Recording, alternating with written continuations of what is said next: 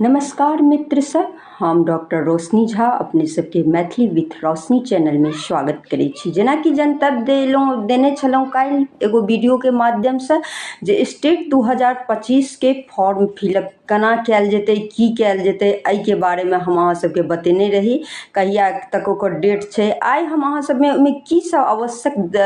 Document लगतै, की सब कागज लगतै, ताहिसँ अहाँ सबके अवगत करबै छी। तऽ सबसे पहिले अहाँ सब एकटा आधार कार्ड लऽ लेब, जे अहाँके हैत आधार कार्ड से लऽ लेब, निवास प्रमाण पत्र लऽ लेब, जाति प्रमाण पत्र लऽ लेब, रंगीन फोटोग्राफ लऽ लेब, हस्ताक्षर लऽ लेब, कक्षा 10-12 के मार्कशीट लऽ लेब, ग्रेजुएशन पोस्ट ग्रेजुएशन के मार्कशीट सर्टिफिकेट लऽ लेब, बीएड के मार्कशीट सर्टिफिकेट लऽ लेब, ईमेल आईडी, मोबाइल नंबर, यदि भूतपूर्व सैनिक के धिया पुता छी तऽ ओकर प्रमाण पत्र, यदि दिव्यांग छथि तऽ ओकर प्रमाण पत्र लऽ कऽ अहाँ सब जाकऽ फॉर्म